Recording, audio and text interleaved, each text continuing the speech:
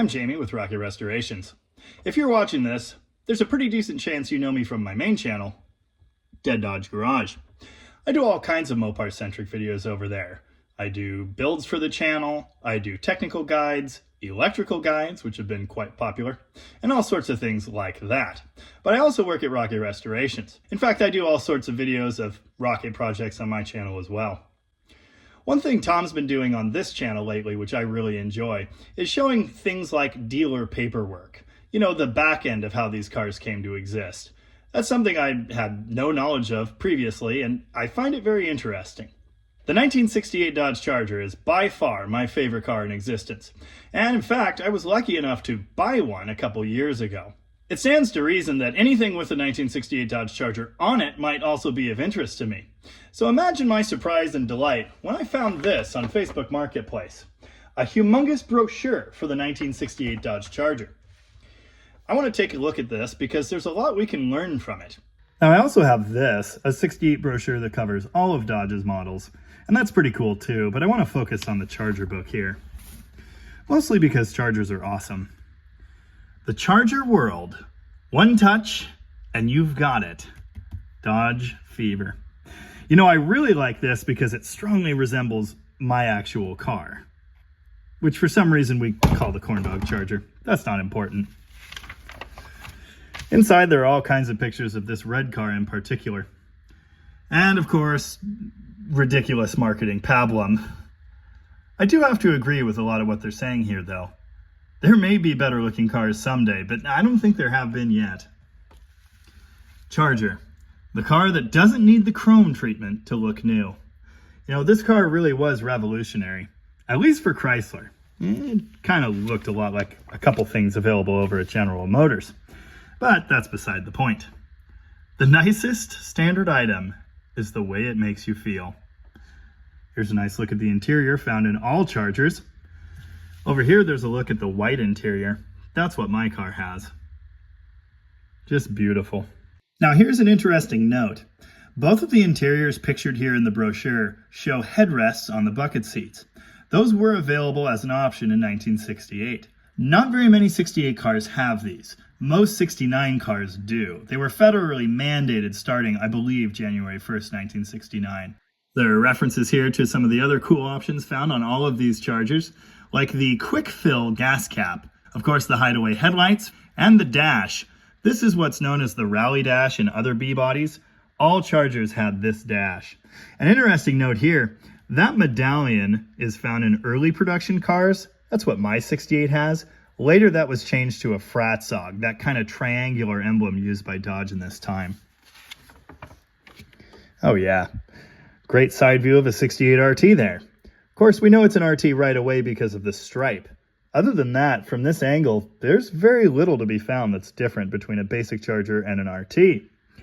Of course, there's more pablum here about what it's like to own an RT. Something about suspension as solid as a chopping block.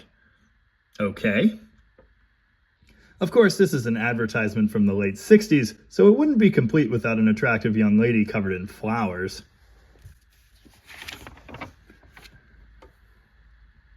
Yeah, there are other things that show how dated the advertising here is, but again, it's really cool seeing all this stuff in its factory form and seeing what these things were meant to look like.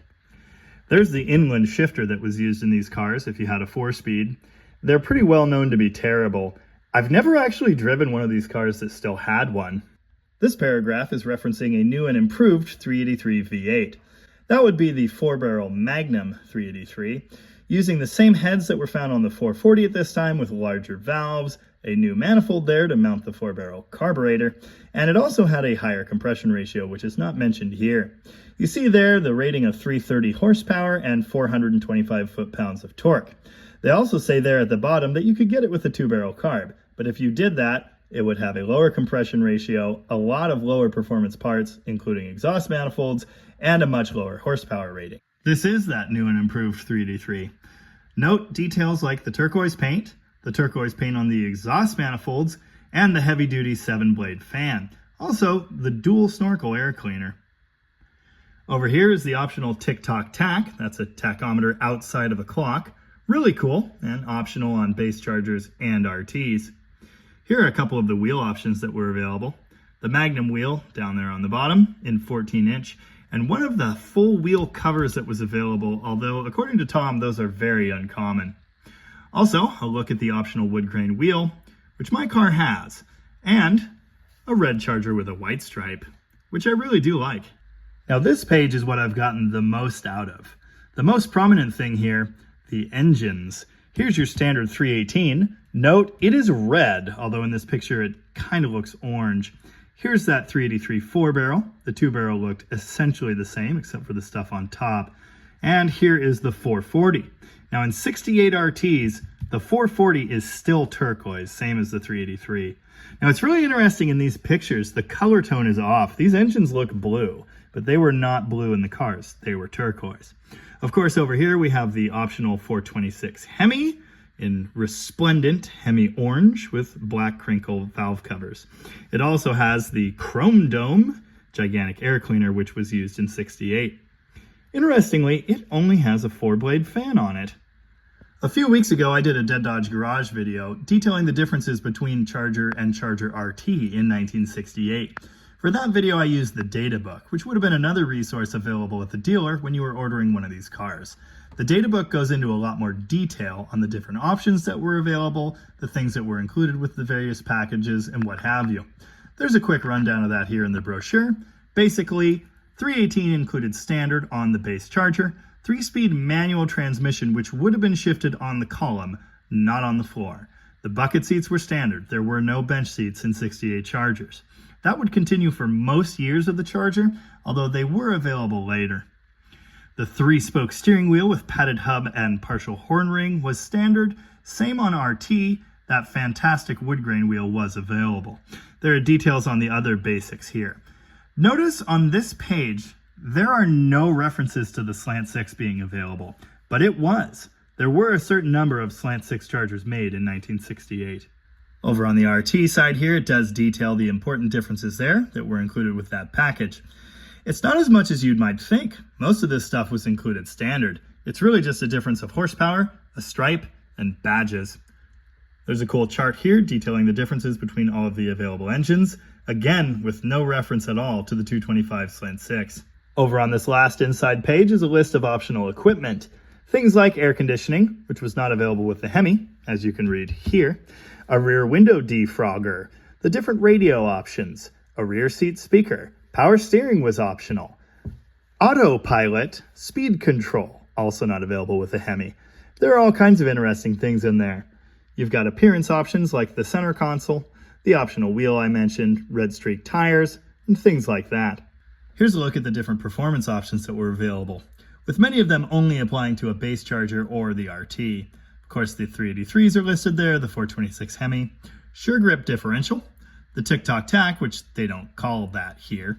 Note that the clock alone is standard.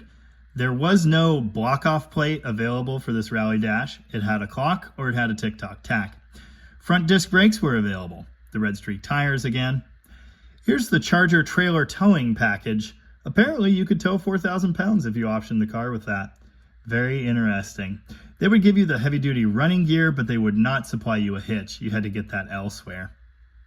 The Charger light package was available with a glove box light, a map and courtesy light, a trunk light, and a time delay ignition switch light. My car is equipped with all of those things.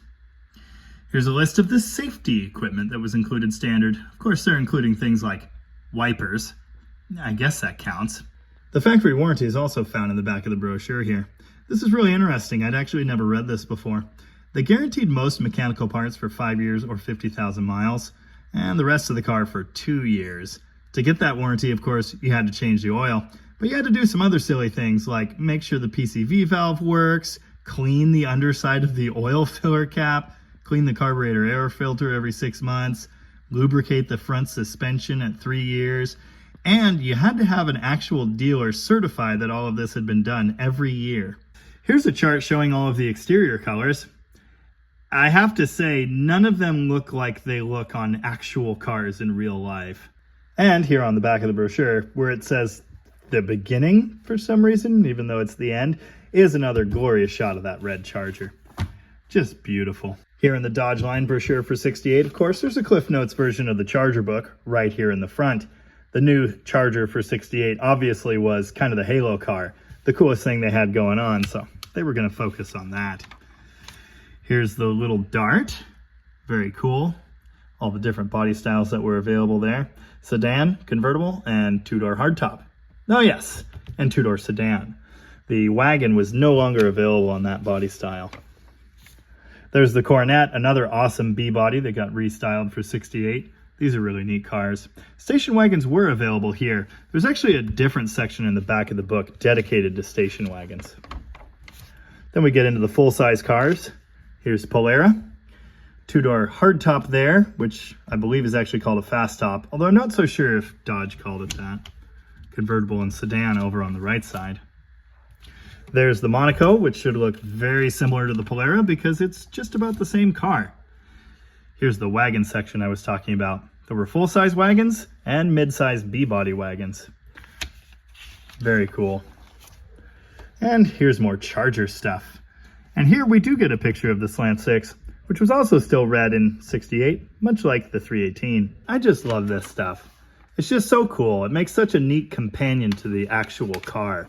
Just seeing the different ways they could have been ordered and the equipment that would have come on them. I highly recommend you get one that matches your classic Mopar. I don't know about you, but I find this kind of stuff really interesting.